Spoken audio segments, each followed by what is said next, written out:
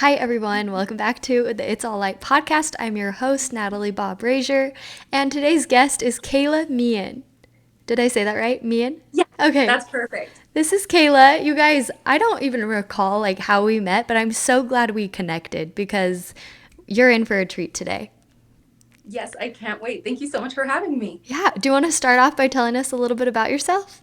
Yes, I am 28 years old. I have been married for 7 years now.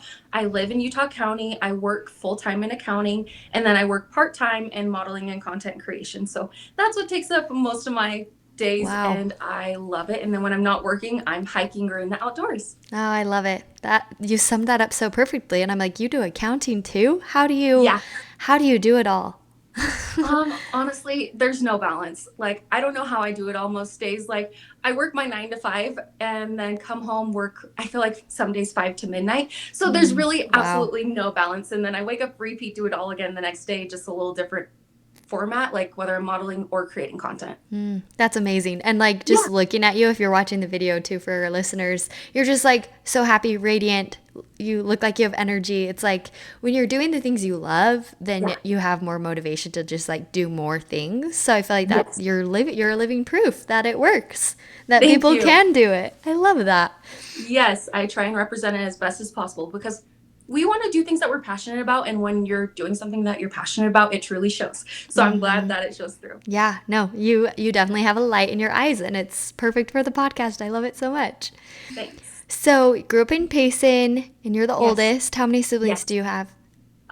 There is 6 other siblings other than me, so 7 of us total. And then being the oldest, I just feel like I'm So so fun. involved with my siblings because I'm like, I want to be your guys' best friend, and it's cool watching them all grow up, develop their own talents and hobbies. And I'm like, hey, come hiking with me, and they're like, okay. So I it's love fun that. just always having friends and siblings there. I love that. I wish my little brother responded to my text. I'm like, let's go hiking. Let's go play tennis. He's like, I'm busy. I'm Yes, like, come out, play with me. right. And Too I relatable. doubt he'll ever listen to this too, so we're fine. A few other things in your bio that I liked. You served a mission in Tonga for the church, Yes, yes, I did. and yeah, you had a crazy experience, a broken foot, and all sorts of stuff. Yeah. That's crazy. I had a friend who served in, I think she was in Tonga too, or Samoa. Okay. Yeah. They're different missions, right? Tonga Yeah. and So Samoa? they're Okay. different islands. So Cool. What was a highlight from that part of your life? Um, do you want the good or the bad highlight? Let's do the Because good. okay, perfect. The mission was great. I had a phenomenal experience, along with breaking my foot. Like that was just a part of the journey, I guess. Wow. But I think the coolest part about being able to serve my mission in Tonga is my mom was adopted there originally. So she was born there and then she was adopted. And I felt like going back, I was like, this is a part of my journey of life or just spiritual journey to connect back with her family, who was so gracious and they gave her to the LDS church through LDS services. So that's how she was adopted. So that was Wow. probably like the coolest thing and the biggest thing I had in mind when I was going there on my mission. I was like, if there's anything in this mission that I'm supposed to do, I'm supposed to connect with my heritage and my family and then share the gospel with them. So that That's was like the awesome. coolest and the best thing about my mission because I was like, I know I have roots here, I know my purpose, and then I know what I'm going here to do. And then it was just a matter of time till I met them. And that was probably the best part of my mission and like overall highlight. That is so cool. And then Yeah. do you speak Tongan still? Yes, I am still Wow. fluent in Tongan. It's been a while, but I am still fluent because my mom is Tongan. So if anything, we'll text daily and we'll say Tongan remarks. Like one that we do all the time is like, it's called Tekila. So it just means you can do it or you are able. And it doesn't really Tequila. translate specifically, but like that's the idea behind it. And so we just say that as our like little um like signature at the end of each of our text That's messages. We're like, "Thank you, cute. lava. Like, love you so much. Have a great day." And it's just a nice reminder Oh. because just like simple things like that that are the Tongan language are still intertwined in my daily life, daily conversations because I It's feel your like if I don't heritage. yeah, exactly. And then if I don't use the language, I'll lose it. So I don't ever want to lose it. So I'm like, I'm gonna hang on to it. That's so cool. I love that. Yeah, What a cool experience. I love that. yeah. Thank you. A few other things before we deep dive into the meat of the topic. You said you're a huge foodie and you love Yes. finding food spots in Utah. And doing giveaways, giving other people the opportunity to go to a date night to spots you love. Okay, we have to Yes. ask maybe your top 3 food places in Utah. Okay.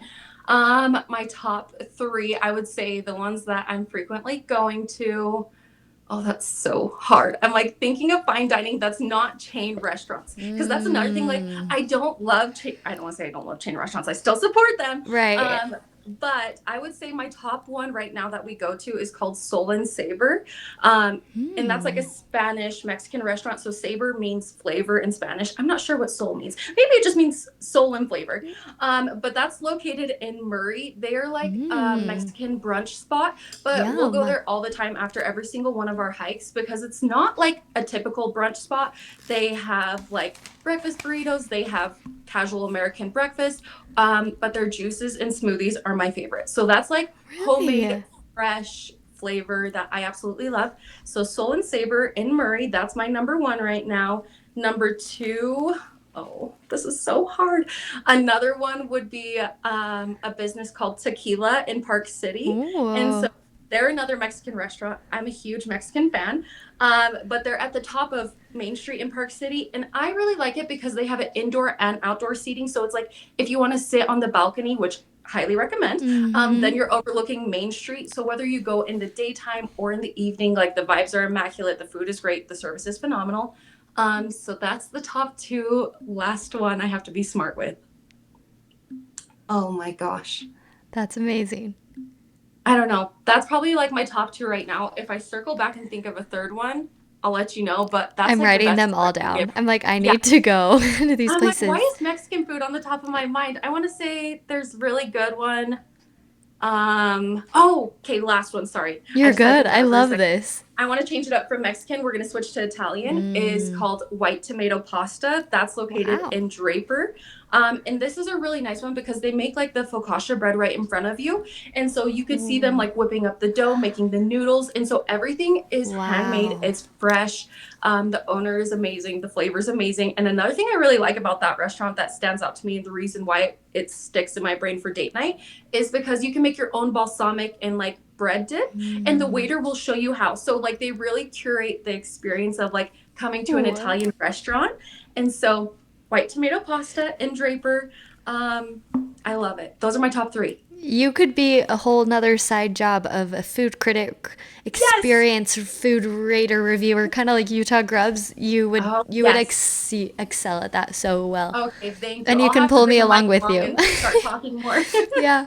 Oh, that is so fun. Thank you for sharing. I'll put those in the show Yes. notes for people looking for a nice, fun, new, yummy date night place. That's Yes, wonderful. and I love all those. So I promise they're all amazing. I go there frequently to all three.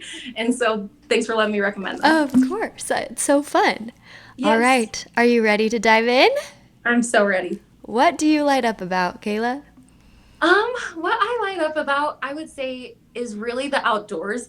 And the crazy thing, I don't want to say the crazy thing about the outdoors, is like I feel such a pull and connection to the outdoors. Like growing up in Payson, the mountains are 5 minutes away. So I'm like, I feel like I would be doing myself a disservice not taking a canyon drive casually up the mountain after school or after work or just Mm-hmm. casually with my family wanting to go for a hike. So I'm like, I feel like that's what lights me up the most is being outdoors, reconnecting and disconnecting at the same time because Mm-hmm. that's my favorite part is being out of service because then I don't have an option to be on my phone. Nobody is texting me or sending me notifications. I'm like, I'm right where I need to be. And it's just really good for me to like bring myself back to center and be like, oh my gosh, it's so nice to like realize how small I am in this grand scheme of everything. And especially Mm-hmm. in the outdoors where the Utah mountains are so vast and huge. I'm Yeah. like, I feel like you can go anywhere and be reminded how You small you are. literally can go anywhere, and it's Yeah, 10 minutes most away. Yeah. right. Oh, So I I'm like, love that. that's my favorite and what I light up about most. I'm like anything outdoors, I'm like, I am there. I'm fully involved in just going anytime I can. Mm-hmm. Did you grow up that way? Like your parents were similar? Yeah, I would say they were, but they weren't to the extreme I am currently at. But they definitely encouraged me to like, yeah, go explore your backyard, go hike the Pea Mountain, because that's where I grew up. We're just like, go check out a local waterfall. And they really taught me to respect the land and appreciate where we live. So I felt like they did really good at instilling the values in me, but they Mm-hmm. weren't ever taking me on any 14-miler hikes how I'd like to do now. They were very Mm-hmm. family friendly. Yeah. No, I if I had it my way, I would do like a peak every Saturday. But like Right? life is so busy. And I'm like, okay, well, as often as I can, I will try to get to the mountains, even if it is a Yes. drive or a trail run or a long planned out hike. Like Mhm. even just on my way home, I work up Provo Canyon. So I Oh, do get to so nice. drive Provo Canyon multiple times a week, which I never get sick of. It's Yeah. always stunning and beautiful. And sometimes I like pull over on the way down and go walk the path or run the path. And it's just, it really makes such a difference. Yeah, it does. It's just the nature being so close. You're like, this is a blessing, and just being able to pull off like on your way home from work. Like, who else would want that? I Like, know. there's It's nothing so better. nice. When you were talking about your passion for it, it reminded Yeah. me of like the disconnecting and just Yeah. getting outside on your way home or after school. My coworker, she's very similar in this sense. And I remember it was like my first interview with her when I was getting the job. She was like, if my kids are ever just being annoying or in a rut, I just say, hop in the car, we're going to the mountains. And I'm like, Yeah. that is who I want to be. Like, Yes. just it disconnects you, it grounds you, it just is beautiful. So you might as well take advantage of it. Right. I agree. I love it. You also said you got to do a lot of commercial work from sharing your hiking passions authentically. Tell me Yes. more about that. So I do a lot of commercial work with hiking, and that's also through like modeling. And I'm grateful for the opportunity because I worked with a local dealership, and it was with Jeep. So it was Whoa, with that's the cool. dealership was National Auto and Wait, they're in American Fork. Pleasant Grove and American Fork are so close. But it's National Auto, and they reached out and found me because I'm an outdoor enthusiast and I'm very passionate and I'm open about that. And they're like, hey, we need somebody to create a commercial with Jeep that's a lifestyle commercial. And I'm like, I'm your girl. Send me up a mountain. I'll go any day. So it was really cool because I got to pick up the car from the dealership. We got to drive up to the Uintas, and the Uintas are like my favorite place on earth. So that's Mm-hmm. where the commercial was filmed at Bald Mountain Wow. in the Uintas. And it was so I cool love being able to Mirror combine. Lake Highway. Yes, exactly. Mm-hmm. Right Oh off Mirror yeah, Lake I Highway. love So that.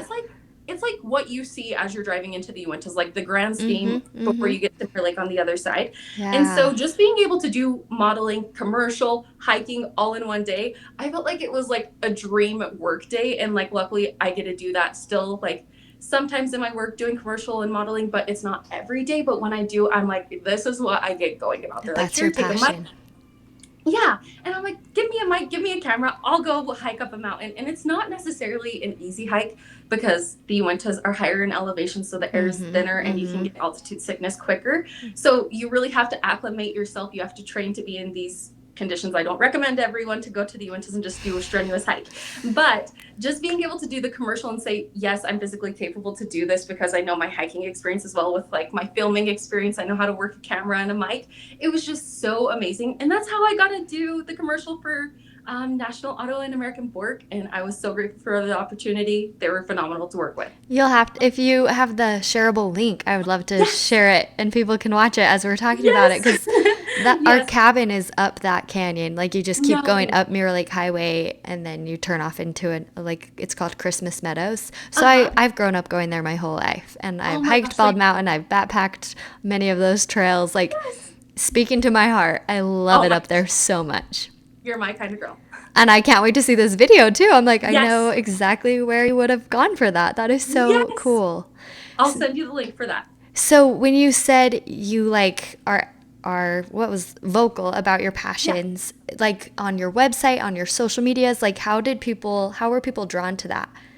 Because Yeah. I'm I for like share people a trying to get out there and want to dive into that. Yes. So I don't have a website. I'm not very formal. I don't want to say I'm not very formal, but I'm not very good with like the technical side of it. I'm just really good at opening my mouth on Instagram and that's where I share it all. So I share it all on Reels and through my That's stories awesome. and then I save it to my highlights and that's literally all I do. And And it people find seems you. really yeah, exactly. And I think it's so cool because I don't want to say I always try and keep my hiking highlights up to date, but every single time I hike, I update my highlights and move them to like the forefront of my page. So anytime a company or any prospect might come to my page, they see that I'm an outdoor enthusiast and they see I have 3 highlight bubbles full of hiking adventures. So they're like, dang, this girl has been hiking for a minute. And Mm-hmm. so So you're then they can go through, experienced, yeah. yeah, exactly. That's the hope. And so then they can go through, see all my adventures. And like, I like having it in my highlight bubbles because then it shows the year I started, not necessarily the year I started, but the year I started sharing about it up to this point. So then they can see everywhere I've been without having to scroll on my page forever. So That I is feel like so that's like cool. how I do it and display it. It's not in some pretty way. It's just a little bit more organized and all on Instagram. That's awesome. I should start adopting that. I can't remember the last time I updated my highlight Yeah. bubbles. But I I feel like they're honestly, all just for me. I feel like I just am the only one yes. who would ever go back and look at them just because I'm Right. not pushing outward. But I'm like, if I wanted Yes. to, that's such a good tactic to try. I love that. Right. Yeah. Because then I can save my reels, I could save my posts. And it varies because sometimes when I'm hiking, I'm not always recording video because, you're focused on the hike. And Mm-hmm. so I always just try and share a few snippet pictures on my story and then I'll save it to the bubble. And that seems to be like the most realistic for me as I'm hiking and then coming back to service and then sharing. This is kind of a random question, Yeah. but I feel like sometimes when I post on Instagram or Mhm. back in the day, I used to post maybe a lot more. I don't know. Yeah. Sometimes I remember talking with my siblings. They're like, why do you post so much? I'm like, why not? You know, like sometimes I have to try to check myself though. It's like, am I posting for validation? Am I posting Hmm. for XYZ? And I'm like, Hmm. I've been listening to Mel Robbins, right? And it's like, Yes. well, Oh, who I love cares them. if I'm posting for validation as long as it's Yeah. like healthy? But like, Yeah. I'm just posting to romanticize my life. Like, that is a Yeah. way. I think the more posting we do on our own, the less scrolling we do, right? Oh, for sure. And then we're just like, oh, this is my life. This is what I can share. This is me. And then you don't really have to care about comparing to other people. But it can Totally. go to the what I think the purpose of social media is the true connecting. Like my cousins Hmm. who live across the country, like I can see what they're up to. And that Yeah. is a really fun piece. And it connects you with people like yourself and other friends that it's so fun to like be like-minded. Like I'm in a Regency book club because of Instagram. So it's like Oh, cool. focusing on the good of it makes Right. all the difference. So for you, what do you feel like you're posting? Is your intention most of the time to get just your passion out there, or from my perspective, I think you're just posting because you love it. Yeah. Thank you so much for that. I do post because I love it, and I only post what I love. So I'm very, I don't want to say picky, but I don't post anything that I wouldn't genuinely buy myself. So I'm like, I'm out here as an actual customer and consumer. Mm-hmm. And then I'm not a consumer when I'm hiking, but I guess I am in a way. So like, I would never share a hike that I wouldn't do again. Maybe I would share a hike I would never do again, but I would make that statement, and I have made that statement. Like, I would never do this hike again for these reasons, but to each their own. So like, I feel like You're I so post more. transparent. I love it. Yeah. Thank you. I'd rather be transparent and then give people honest instead of saying it's family friendly. And then they're 3 miles in, they're like, we're not even close to the top. Um, but I would say I'm more close because I love it. And then that's what helps me stay picky and remind myself, like, I'm not going to, I don't want to say sharing quotes is bad, but I'm like, what is my intention behind sharing this quote? Am I trying to share it to spread positivity? Am I sharing it for myself to journal? But I'm like, no, I want to share something that I genuinely love that I would be looking for on somebody else's page, or like something that I genuinely love that I don't think is like any sort of tied to business is like hiking. Like, that's something I genuinely love, and I want to share the local trails around here for other people to see so they can enjoy them too. But at the same time, I'm sharing like the leave no trace principles so people can learn and respect the land as well while they're Mm-hmm. enjoying places. So I'm like, it's not even anything business related or anything trying to attract a certain audience. It's It's me just just sharing you being my you. daily life, kind of. It's like hiking and then it's modeling and then it's food, but I'm like, that is my life. So it's I love all things it. that I love and things that I'm living through in the moment. So I try and stay up to date on my stories, but we know social media is not always realistic and it's not easy to stay up to date every day. Mm-hmm. And I don't stay up to date every day. Like, I'm not posting in real time. I'm posting stuff from like my hikes from this weekend that I didn't get the chance to post because after I got back from my hike, I went straight Back to to like, work. Yeah. yeah, back to work, full-time grind. So like things like that I'm sharing, it's things that I genuinely love and give it some thought to, because I'm like, oh, would I like to see this on somebody else's page? Yes. Then I share it. I love that. I feel Yeah. like I need to adopt that more because I feel like I'm usually just quick to be like, I like this song. I'm going to post it because Right. I want people. Oh, I don't know. I just want to share a song that I found a running song. yes. But I've been trying to do 2 weeks off Instagram every month. Ooh. I kind of was bad last month. So I'm like, okay, this month I'm like, I barely get on. Like I went on to post about the podcast, but like Good. I'm trying not to get on at all. And then Yeah. it's fun to go back to my like archived history and see like, oh, I didn't post for this 2 weeks. But then I come back and then I try to make it more curated of like, okay, Yes.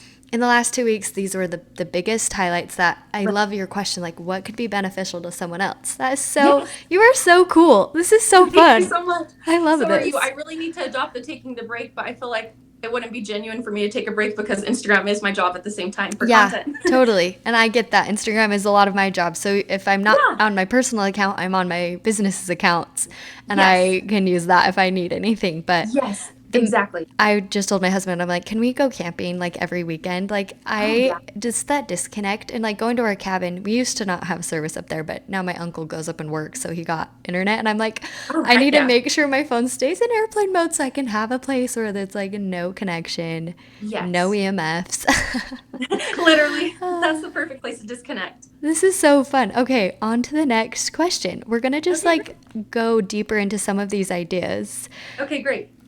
Um, where do you want to start? Do you want to talk about modeling? I know I have a lot Yeah. of friends who model, some more than others. Mhm. What's your journey with it? How'd you get into it? How could people do more? Yes. Okay. I love modeling. So I originally started with an agency. I'm not going to say the agency's name because I did go through some legal action with them. That's all right. Just do your just do your research if you're ever going to join an agency. That's what I recommend. I got out of my contract thanks to an amazing lawyer, and that's not what you're supposed to do. But I realized really quickly it wasn't for me. So I'm like, Mm-hmm. I want to be able to get the jobs I want without paying somebody else. I want to be able to do jobs that align with me and do something that I'm comfortable with. So that's when I went to the term freelance modeling, which is just working as my own independent contractor. You Mm-hmm. book your own jobs, you reach out to the own companies to get booked, you pretty much present yourself as if you're your own agent. So Right. I have been doing that for 5 years now, and Wow. it's been so much fun. It's been a learning curve. I watched a lot of YouTube, so that's one thing I can recommend is Hmm. you. I believe in YouTube University. Yep. So Yep. What would if you you're wondering, search? Just like how to become a model? yeah. So I would more research like how to walk like a model, how to pose like a model, like Oh, not even how to dress like a model, but dress for the career you want is kind of like the mentality I went into it with. interesting. And so I was like trying to acquire these skills of being a model without actually being a model because I wasn't a model at this point when I was starting because I had just left my agency. I'm like, I have no idea what to do on my own. So I would start reaching out to local boutiques, and this Mm-hmm. was all through Instagram. I'm like, hey, I'm so and so, I live here. I'm willing to work for trade. That's another huge thing I would recommend when starting for modeling. A lot of people expect to be paid right away going in. And I don't want to say go in with a low expectation, but go in with a realistic expectation. Is when you're starting, you have very beginner skill set. Anyone who takes you in is going to probably see the beginner experience, which is totally fine. Everyone starts Mm-hmm. somewhere. So grateful for every single boutique that took the chance on me, believed in me, and helped me improve my skill set. Because by doing those jobs that was just like, hey, I'm going to do this for trade for photos, it'd be on Saturdays or after work. Mm-hmm. Then it turned into like, hey, I'm going to move up and book with this company that's a little bit bigger. And I'm going to say, hey, can you pay me this X amount? And then they would say yes. So then I just kept building up. Like, as my Cool. experience got better, I was able to raise my prices. And then with that, I was able to get bigger jobs. And then I was able to connect with bigger companies. And honestly, it's just so cool what you can do through Instagram. And I don't want to say I rely on YouTube a lot, but if I need a good refresher of how I should do like a good model walk, I'm like, okay, I need to watch the pros, or I need to practice posing. How do I pose with my hands if I know it's going to be a hand focused day? My hands are my biggest pain point if you can't tell. But I always feel like Edward Scissorhands when I'm modeling with my hands because they're my hardest point. Huh. But a lot of people tell me like do ballerina hands or do like nice pretty hands, and so I'll watch YouTube because I'm like, what do they mean? And then I like see how other people pose their hands, and then I'll practice in real time or in front of the mirror or take selfies of Wow. myself. I'm like, okay, I do like how that looks more natural versus posed. You're So putting like, in the work. It's yeah, amazing. exactly. So just like things like that on YouTube where I'm like, okay, I could critique this, make myself a little bit better to get me booked for another job that would be even better. So that's kind of how I got started in modeling in the nutshell. And now Wow. I'm all freelance, and I've been freelance since I left the modeling agency. And I think it's a great way to go about things if you feel confident in like what you have to offer, because you have to be confident pitching yourselves to companies as a Mm-hmm. model. And then you have to be okay with rejection too. So you have to be confident being rejected. Mm-hmm. Wow. That sounds like a journey. But Yeah. what keeps bringing you back to it? Like why do you enjoy modeling?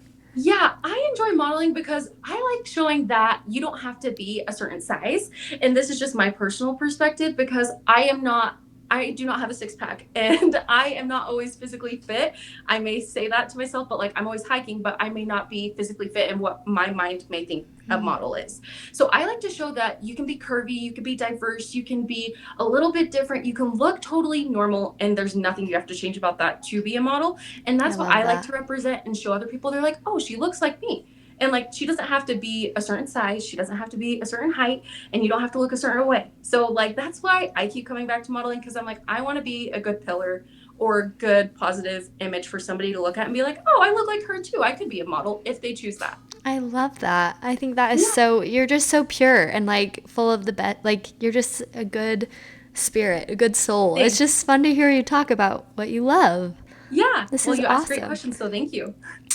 Okay, now on to my next question and then we'll Okay. wrap up here.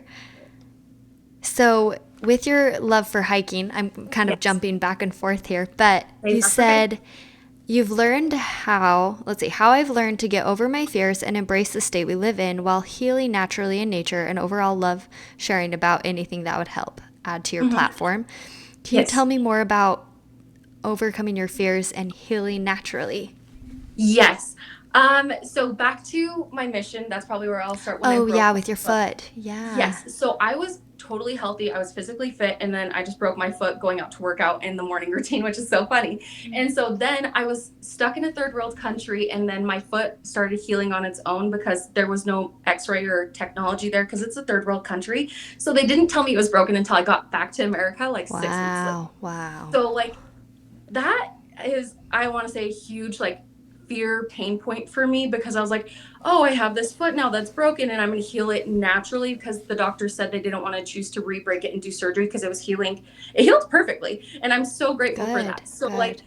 the part of the fear with hiking is I was always fearing that I was going to break my foot, because the doctor said where we didn't do surgery, it is a high chance for me to break my foot again. And when I do break it, Wow. it's going to need surgery next time. And I'm Mm. like, okay, that's fine. I understand that. I can go about my life knowing that in the back of my mind.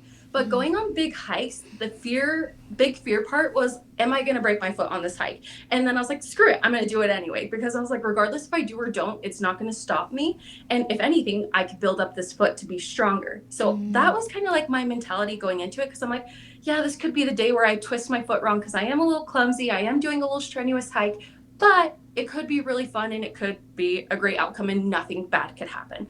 So that's the part where I'm like, Wow. yeah, I'm overcoming the fear of possibly something going wrong, but honestly, anything could go wrong when you're hiking or doing any kind of sport or activity. This is Mm-hmm. just my version of it. I'm like, yeah, I could break my foot anytime and it's going to be a serious break. And I hope I don't ever do that.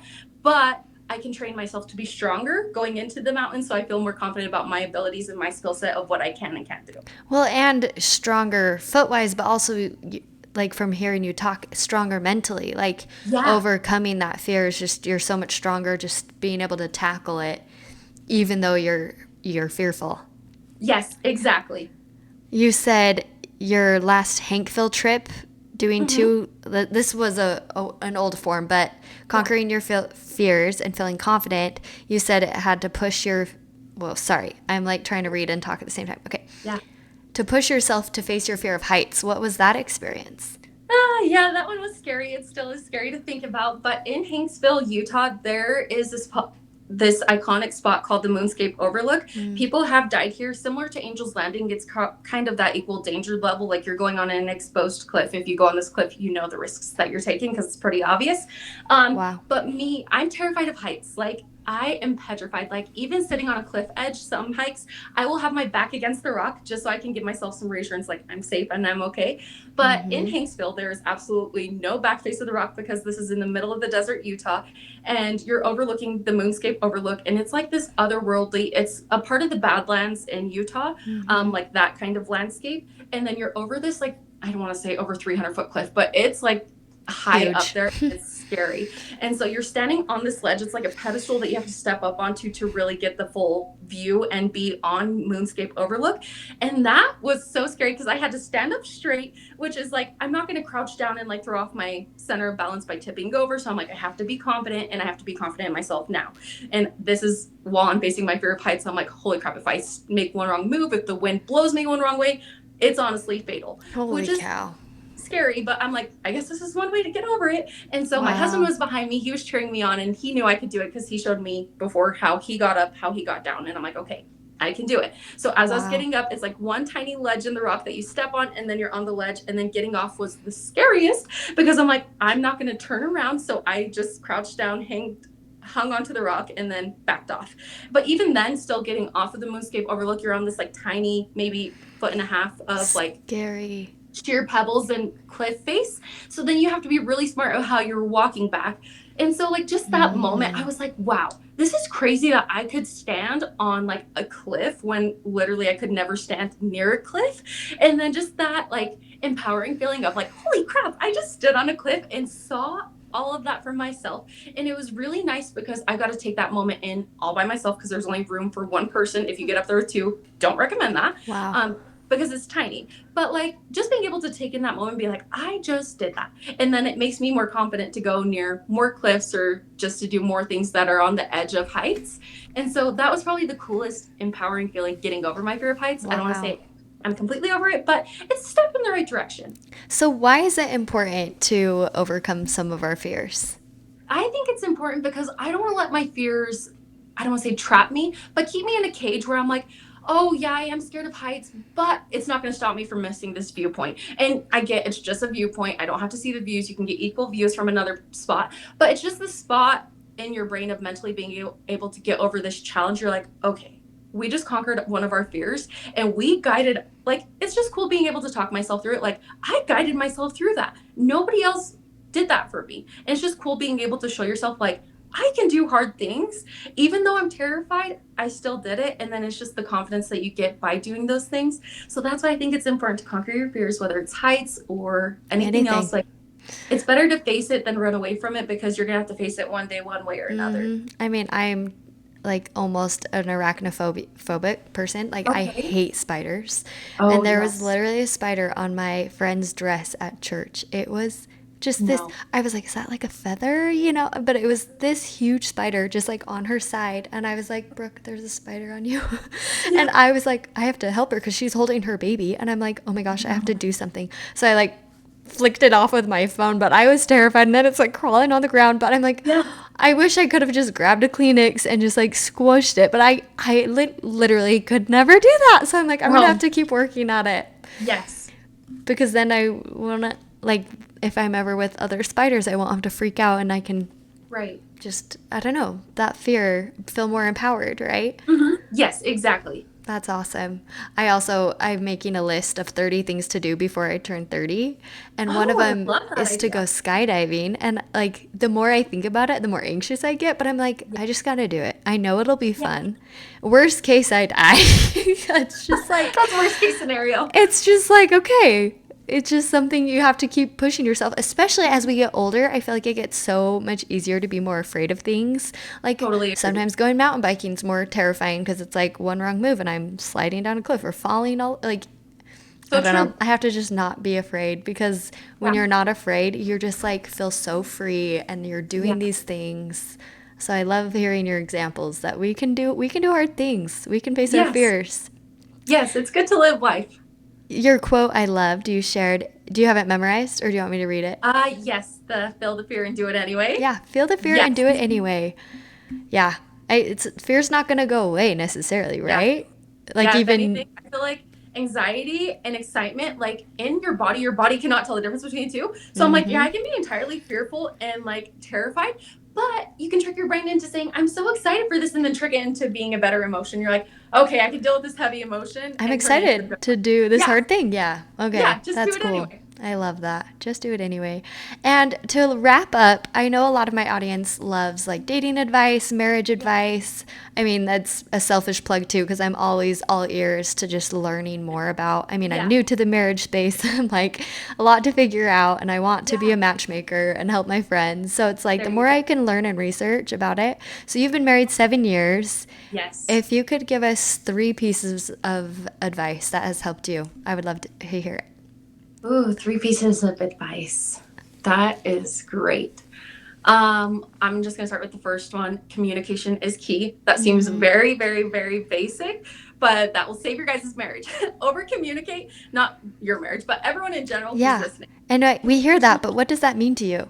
Yeah, what that means to me is like just communicating like what my expectations are, and this is with anything, like your expectations going into it, because it's easy to set expectations, but I already know it's not going to go to plan. But if you can communicate with your spouse or your partner, this is my expectation and my hope going into it, just so you know my intention. And then it's nice because then you both are on the same equal playing field. You both know what each other's idea is going into it and what the outcome you hope to see.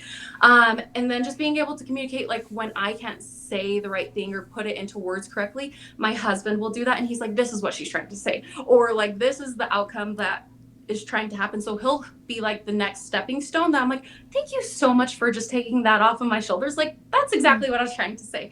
And it's just so cool having a partner who knows exactly what your intentions are, what you want to get out of it, or what your expectations are, because it could be as simple as taking out the trash. Like, hey, I expect you to take out the trash, but if you take out the trash bin, whoever comes home first is going to bring it in. And that is like simple communication. It can save so many fights. But instead of just like expecting somebody to do it or expecting them to do both sides of it, just communicate like, hey, if I take it out, will you bring it in? And that will show him like, hey, yeah, I'm going to help you out because you're helping me. And then it's also me demonstrating an act of service for him. So it's a win-win on everyone's I book. love it. So like It that's really just, is the little things in yeah, marriage. Like, really is. I love And that. like people may be like, she's over exaggerating for breaking it down as simple as the trash can, but I promise you, it's easy to get pissed off about the trash can. And then it's easy to let our emotions like take over. And it's like, if you just set that expectation, it will save you just by communicating.